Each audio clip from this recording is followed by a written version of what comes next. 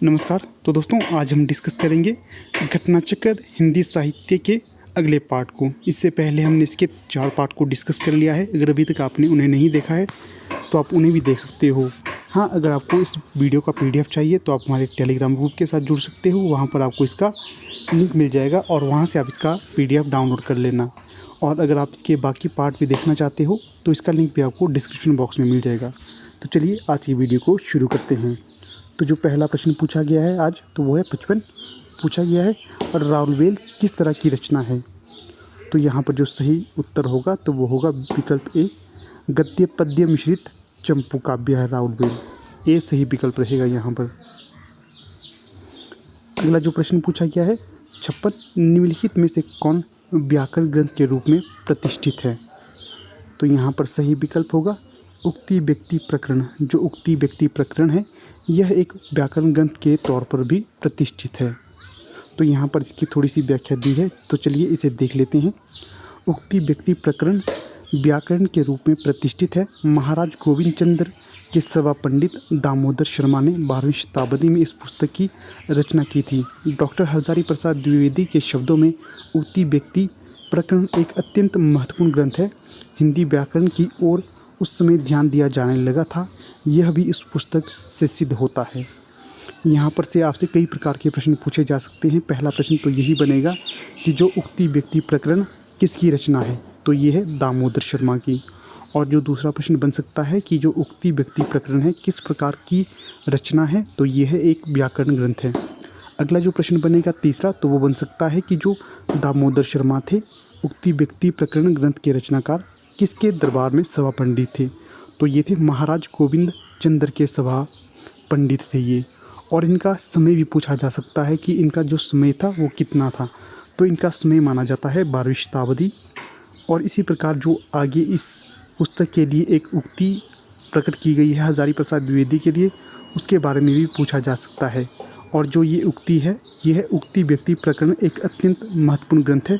यह उक्ति किसकी है? तो यह है आचार्य हजारी प्रसाद द्विवेदी की। आप इन सब तथ्यों को कहीं पर नोट करिएगा, ये बहुत ही ज़्यादा महत्वपूर्ण है। तो चलिए अगला प्रश्न देखते हैं। यहाँ पर कुछ तथ्य दिए गए हैं, आप इन्हें भी देख सकते हैं। तथ्य इस प्रकार से है। मैथिली हिंदी में रचित गद्य की पुस्तक बन रत्नाकर डॉक्टर सुनीति कुमार चटर्जी और पंडित बबुआ मिश्र के संपादन में बंगाल एशियाटिक सोसाइटी से प्रकाशित हुई। तो इसे भी आप याद रखिएगा। अगला जो प्रश्न है 57, तो पूछा गया है उक्ति व्यक्ति यह ग्रंथ है। तो बताना है कि जो ग्रंथ उक्ति व्यक्ति है ये किस प्रकार का है। इसे अभी हमने पिछली प्रश्न में पढ़ा था, तो यह एक व्याकरण ग्रंथ है। यहाँ पर डी सही उत्तर होगा। अगला प्रश्न देखते हैं, प्रश्न संख्या 58, तो पूछा गया है निम्न में से कौन सी रचना व्याकरण ग्रंथ है? तो यहाँ पर जो सही विकल्प होगा तो वो होगा विकल्प सी। जो उक्ति व्यक्ति प्रकरण ग्रंथ है यह एक व्याकरण ग्रंथ भी है। सी सही उत्तर होगा। हाँ दोस्तों, यहाँ पर आपको अगर वीडियो थोड़ी सी भी अच्छी लग रही हो तो आप इस वीडियो को जरूर लाइक और शेयर जरूर करिएगा ताकि अन्य मित्र भी हमारे चैनल के साथ जुड़ सके। तो चलिए अगला प्रश्न देखते हैं। अगला प्रश्न है 59, इनमें से कौन सी भाषा आदिकाल की है? तो यहाँ पर सही विकल्प होगा विकल्प ए, ब्रजभाषा।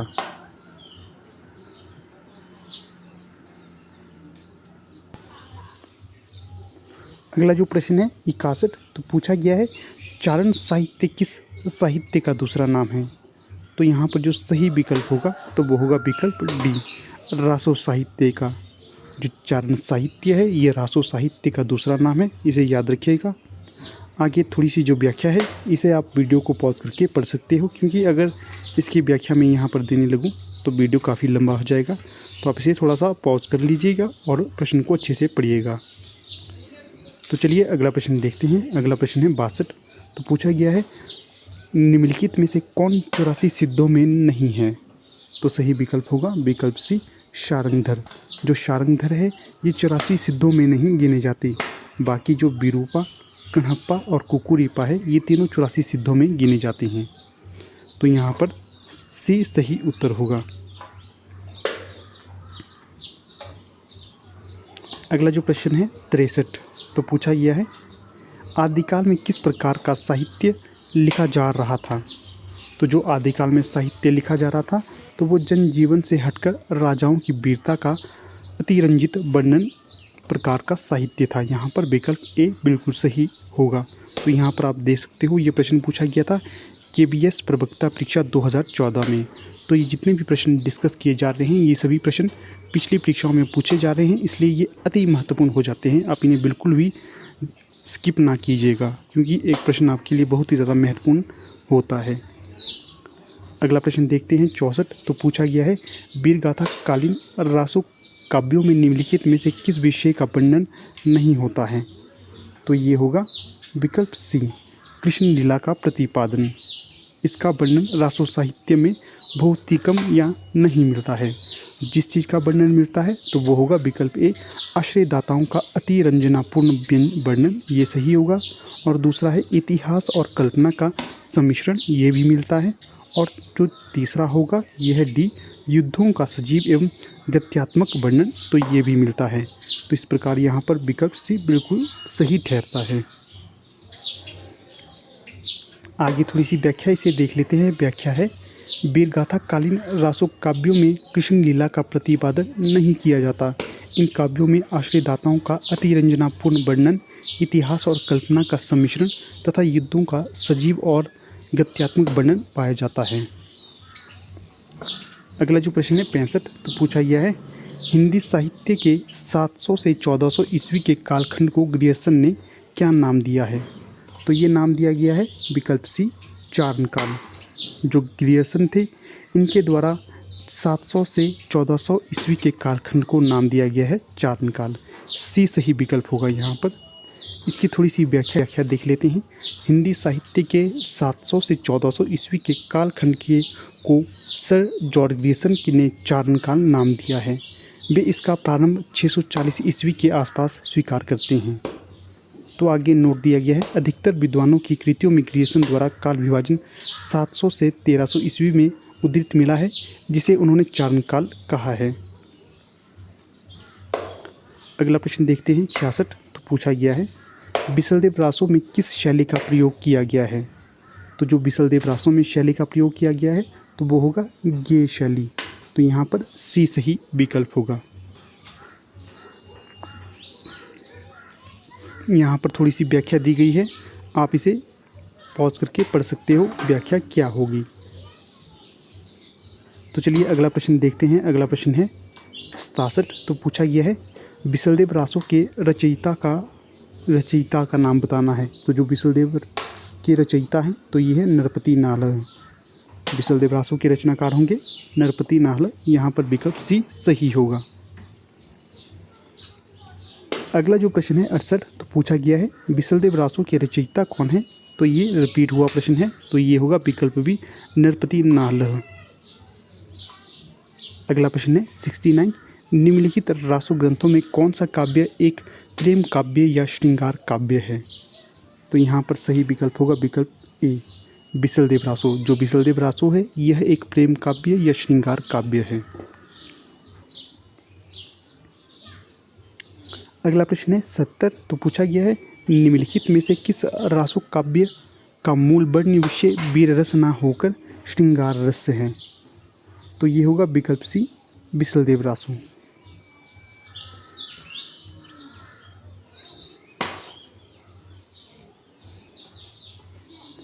अगला प्रश्न है 71, पूछा गया है राजमती से रूठकर बिसलदेव कहाँ गया था।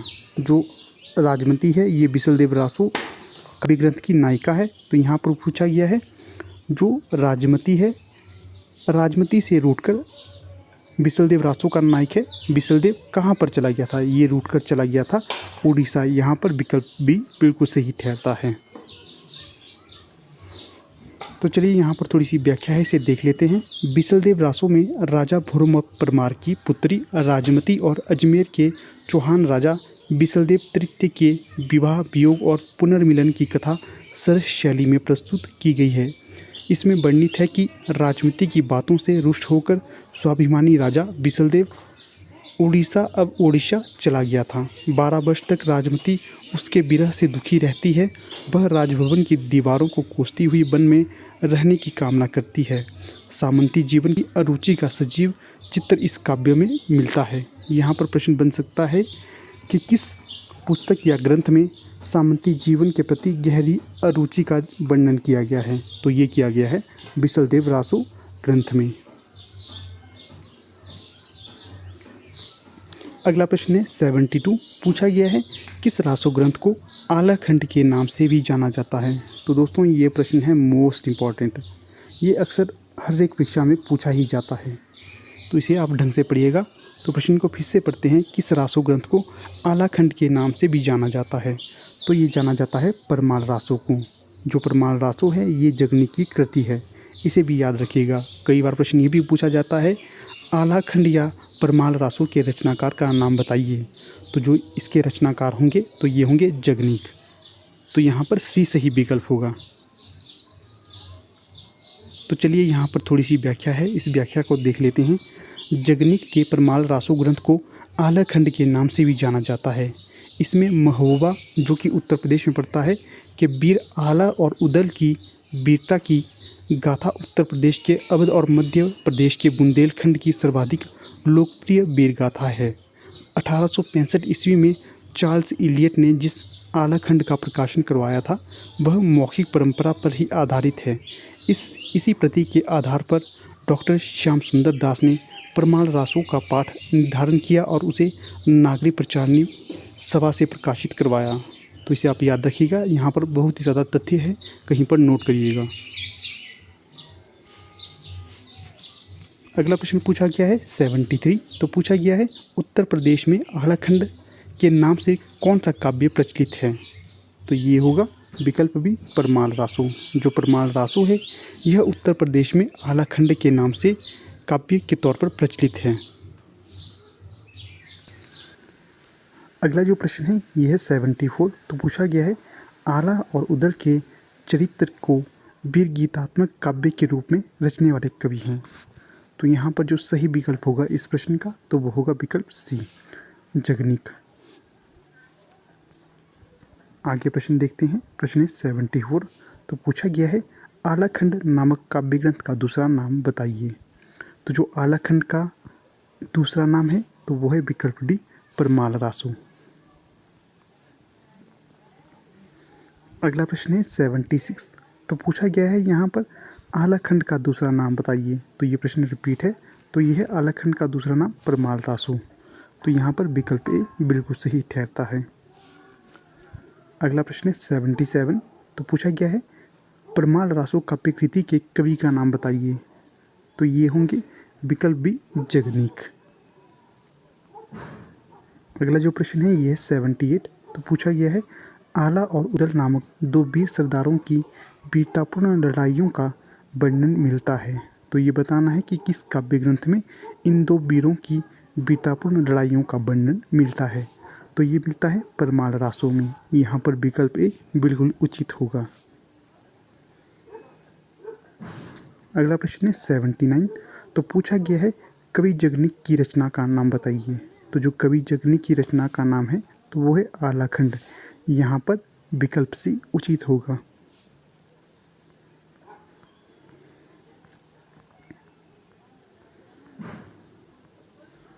अगला प्रश्न है 80। तो पूछा गया है परमाल रासो के लेखक हैं। तो जो परमाल रासो के लेखक होंगे तो वो होंगे विकल्प बी जगनीक। यहाँ पर विकल्प बी बिल्कुल उचित होगा। अगला प्रश्न पूछा गया है 81।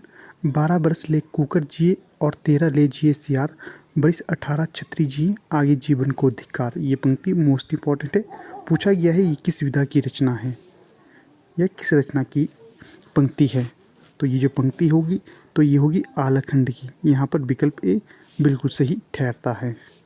माफ़ करना, विकल्प डी बिल्कुल सही ठहरता है।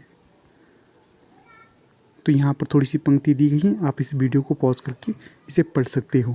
अगला प्रश्न देखते हैं। प्रश्न है 83। तो पूछा गया है वीरगाथा काल के प्रसिद्ध प्रबंध काव्य का क्या नाम है। तो ये होगा विकल्प बी पृथ्वीराज रासो। ये था एक प्रबंध काव्य और ये वीरगाथा काल का था। तो ये प्रश्न मोस्ट इम्पॉर्टेंट है, कहीं पर इसे नोट करिएगा। आगे इसकी थोड़ी सी व्याख्या है, व्याख्या देख लेते हैं। वीरगाथा काल का प्रसिद्ध प्रबंध काव्य पृथ्वीराज रासो है, जिसे आचार्य रामचंद्र शुक्ल ने हिंदी का प्रथम महाकाव्य तथा इसके रचयिता चंद्रबरदाई को हिंदी का प्रथम कवि माना है। तो इसे याद रखना है कि जो पृथ्वीराज रासो है, इसे किसने हिंदी का प्रथम महाकाव्य और इसके रचयिता चंद्रबरदाई को हिंदी का प्रथम कवि माना है? तो ये माना है आचार्य रामचंद्र शुक्ल ने। इसे याद करिएगा या नोट करके रखिएगा। आगे देखते हैं, पृथ्वीराज रासो के 4 संस्करण प्रसिद्ध है। प्रश्न बन सकता है कि पृथ्वीराज रासो के कितने संस्करण प्रसिद्ध हैं? तो ये हैं 4। सबसे बड़े संस्करण का प्रकाशन नागरी प्रचारणी सभा काशी से हुआ। इसकी हस्तलिखित प्रतियां उदयपुर के संग्रहालय में सुरक्षित हैं। सभा ने 1585 ईस्वी में लिखित प्रति के आधार पर रासो का संपादन कराया था। इस संस्करण में 69 समय या खंड है तथा 16,306 छंद हैं। द्वितीय रूप में उपलब्ध पृथ्वीराज रासो में 7,000 छंदों का काव्य है। इसका प्रकाशन अभी तक नहीं हुआ है, किंतु अबोहर एवं बीकानेर में इसकी प्रतियां सुरक्षित हैं, जो 17वीं शताब्दी ईस्वी में लिखी गई हैं। तीसरा लघु संस्करण 3500 छंदों का है। इसमें 19 समय या खंड हैं। इस संस्करण की हस्तलिखित प्रतियां भी बीकानेर में सुरक्षित हैं। चौथा संस्करण सबसे छोटा है, जिसमें केवल 1300 छंद हैं। इसी को डॉक्टर दशरथ शर्मा सहित कुछ विद्वान मूल रासो मानते हैं। जो चौथा संस्करण है या चौथा रासो है पृथ्वीराज रासो, यही इसी को अधिकतर विद्वान मूल रासो मानते हैं। इसे याद रखिएगा। आगे है, चंद्रबरदाई महाराज पृथ्वीराज चौहान के दरबारी कवि थे। इनकी भाषा को भाषा शास्त्रियों ने पिंगल कहा है। इसमें महाराज पृथ्वीराज व उनकी प्रेमिका संयोगिता के परिणय तथा युद्ध का वर्णन है। चंद्रबरदाई पृथ्वीराज के राजकवि ही नहीं, उनके सखा और सामंत भी थे तथा षडभाषा, व्याकरण, काव्य सहित छंदशास्त्र, ज्योतिष, पुराण, नाटक आदि अनेक विधाओं में पारंगत थे। ये थे चंद्रबरदाई। अगला प्रश्न है 83। तो पूछा गया है, पृथ्वीराज रासो महाकाव्य के रचयिता कौन हैं? तो जो पृथ्वीराज रासो महाकाव्य है, इसके रचयिता है चंद्रबरदाई। और ये भी प्रश्न बन, रासो को महाकाव्य किसने कहा है? तो ये कहा है आचार्य रामचंद्र शुक्ल ने। इसे हमने ऊपर पढ़ लिया था। अगला प्रश्न है 84। पृथ्वीराज रासो के रचयिता कौन है? तो इसे पढ़ लिया था, तो यह है चंद्रबरदाई। यहाँ पर विकल्प ए उचित होगा। अगला जो प्रश्न है 85। पृथ्वीराज रासो के रचयिता का नाम बताइए। तो ये फिर से रिपीटेड प्रश्न है, तो ये होंगे चंद्रबरदाई। यहाँ पर ए सही होगा।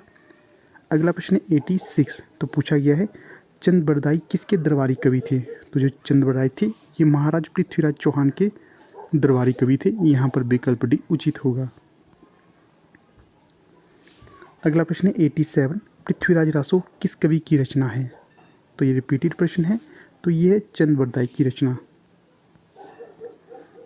अगला जो प्रश्न है 88। तो पूछा गया है, हिंदी का प्रथम महाकाव्य किस रचना को माना जाता है? तो जो हिंदी का प्रथम महाकाव्य है, तो ये है पृथ्वीराज रासो, और इसे माना है आचार्य रामचंद्र शुक्ल ने हिंदी का प्रथम महाकाव्य।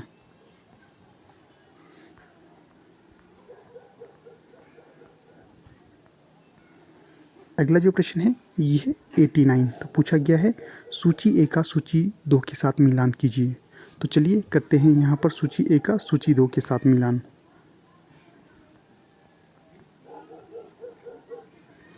तो यहाँ पर जो रचना होगी बिसलदेव रासो, तो इसके जो रचनाकार होंगे तो ये होंगे विकल्प 2 नरपति नाल्ह।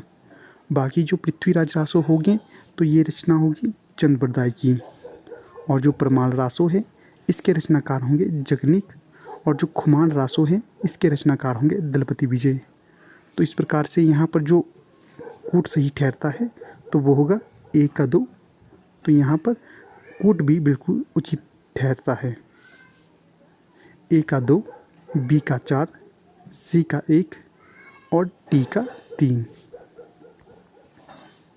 तो यहाँ पर देखिए कूट भी बिल्कुल सही ठहरता है। तो यहाँ पर मिलान है बिसलदेव रासो का नरपति नाहला के साथ, पृथ्वीराज रासो का चंद्रबरदाई के साथ, परमाल रासो का जगनी के साथ और खुमान रासो का दलपति विजय के साथ। अगला प्रश्न है 90। तो पूछा गया है खुमान रासों के रचयिता का नाम बताइए। तो जो खुमान रासों के रचयिता होंगे तो ये होंगे दलपति विजय। यहाँ पर विकल्प ए बिल्कुल उचित होगा। अगला जो प्रश्न है 91। तो पूछा गया है आदिकालीन हिंदी काव्यधारा में उपलब्ध नहीं है। तो जो आदिकालीन हिंदी काव्य में उपलब्ध नहीं होगा तो वो होगा विकल्प सी सिख साहित्य। जो सिख साहित्य था ये आदिकालीन हिंदी काव्यधारा में उपलब्ध नहीं था। जो उपलब्ध है वो है जैन साहित्य, सिद्ध साहित्य और नाथ साहित्य। ये तीनों आदिकालीन हिंदी काव्यधारा में उपलब्ध हैं। तो यहाँ पर थोड़ी सी व्याख्या है, व्याख्या देख लेते हैं। हिंदी साहित्य के आदिकाल जो समय है संवत 1050 से लेकर संवत 1375 तक को आचार्य रामचंद्र शुक्ल ने वीरगाथा काल का नाम दिया। इसका चारण काल, सिद्ध सामंत काल और अन्य नामों से भी उल्लेख किया जाता है। इस समय का साहित्य मुख्यतः इन रूपों में मिलता है। जो रूप है वे हैं सिद्ध साहित्य, नाथ साहित्य, जैन साहित्य, चारणी साहित्य, प्रकीर्णिक साहित्य। सिख साहित्य का उल्लेख इस काल में नहीं मिलता है। तो यहाँ पर विकल्प सी उचित ठहरता है। तो ठीक है दोस्तों, यहाँ पर अपनी वीडियो का समापन कर लेते हैं। अगर आप लोगों को ये वीडियो अच्छी लगे तो इसे लाइक, शेयर और चैनल को सब्सक्राइब जरूर करिए। तो ठीक है, यहाँ पर वीडियो का समापन कर लेते हैं। धन्यवाद।